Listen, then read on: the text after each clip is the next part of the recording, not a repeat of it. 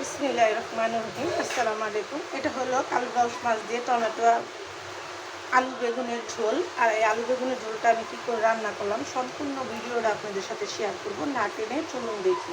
দেখতে যেমন লোভনীয় হয়েছে, খেতেও কিন্তু অসাধারণ স্বাদ। দেশি মাছ দিয়ে রান্না করা তরকারি। তো চলুন দেখি। তো চলে আসলাম রান্নায়। এখানে নিয়েছি বেগুন, নিয়েছি আলু, নিয়েছি ডাঁটা, নিয়েছি কাঁকরোল। গ্রাম দেশের সবজি এখন 5 পদের সবজি দিয়ে মাছ রান্না করা লাগে। আর মাছের সবজি খাই না, আর আমরা মাছের সবসময় সবজি দিয়েই মাছ রান্না করে খাই। এটা হলো কালীবাউস মাছ। তো আমাদের পরিমাণ মতো আমরা এখানে কালীবাউস মাছ নিছি। হলুদ নুন মাখিয়ে নিছি। আমি এখন কাঁচামরিচটা ব্লেন্ড করে নিব।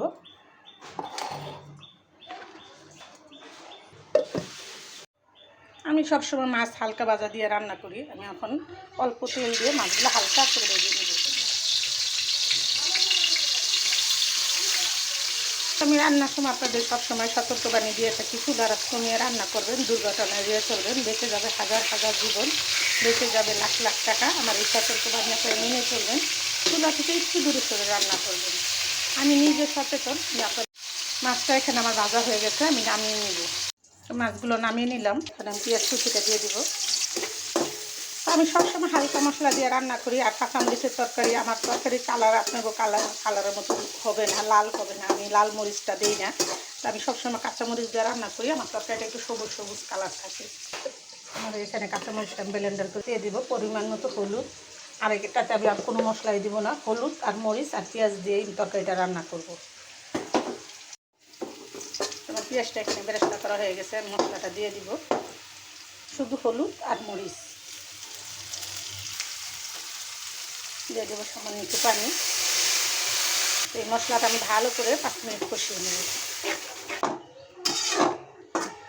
মশলা যত ভালো করে কষিয়ে নেবেন, তরকারি খেতে কিন্তু অসাধারণ স্বাদ লাগবে। তো আমার সবসময় কাঁচামরিচের তরকারিটা একটু সাদা সাদাই হবে।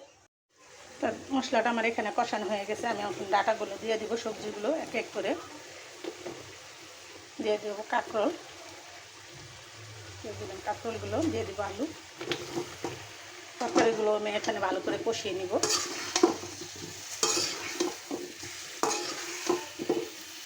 কাঁচামরিচ দিয়ে তরকারি রান্নে তরকারির কালারটা দেখেন কত সুন্দর একটা সবুজ সবুজ কালার হয়। খেতেও কিন্তু অসাধারণ হয়। আপনারা যারা না খান কাঁচামরিচ একবার হলেও রান্না করে খেয়ে দেখবেন, অসাধারণ। আমার এখানে কষা হয়ে গেছে। আমি এখন বেগুনগুলো দিয়ে দিব। সিদ্ধ হয়ে গেছে। এগুলো তাজা সবজি তো একদম একটা বলক আসলেই সিদ্ধ হয়ে যাচ্ছে। এখন আমি বেগুনগুলো এক এক করে দিয়ে দিব। আর আমি এই বেগুনের বুটটা ফালাই না, এটা খেতে কিন্তু অসাধারণ স্বাদ লাগে। বেগুনগুলো আমার এখানে সব দেওয়া হয়ে গেল। আমি সামান্য একটু ঝোল দিয়ে দিব। দিয়ে দিলাম পরিমাণ মতো ঝোল। দিয়ে দিব এখানে মাছ। এটা হলো কালবাউস মাছ। এই তরকারিটা রান্না করার সময় আমি কী কী মশলা উপকরণগুলো দিলাম সম্পূর্ণ ভিডিওটা আপনাদের সাথে শেয়ার করব। ভিডিওটা না টেনে দেখবেন আর এরকম সুস্বাদু রান্না করে খাবেন। এই রান্নাটা আমি আরও 10 মিনিট করব। ফিরে আসবো 10 মিনিট পর।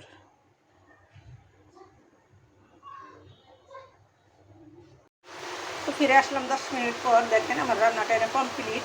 তো আমি কী কী মশলা উপকরণ দিয়ে কীভাবে রান্না করলাম সম্পূর্ণ ভিডিওটা আপনাদের সাথে শেয়ার করলাম। আমার ভিডিওটা না টেনে দেখবেন আর এরকম সুস্বাদু কালবাউস মাছ দিয়ে ঝোল রান্না করে খাবেন। খেতে কিন্তু অসাধারণ স্বাদ। আমরা ভিডিও যারা ছাড়ি তাদের কারেন্টের সমস্যা হয়। এই যে অধরে বৃষ্টি হইতেছে, কারেন্টের জন্য নেটের জন্য আমরা ভিডিও ছাড়তে অনেক সময় দেরি হয়ে যায়। তো আপনারা ক্ষমা দৃষ্টিতে দেখবেন। আর নতুন নতুন ভিডিও পেতে সাথেই থাকবে। তো ভিডিওটা আর বড় না করে আমি এখানে রেখে দিলাম। আসসালামু আলাইকুম। দেখেন বাহিরে কত বৃষ্টি হচ্ছে, ঝুম মেরে।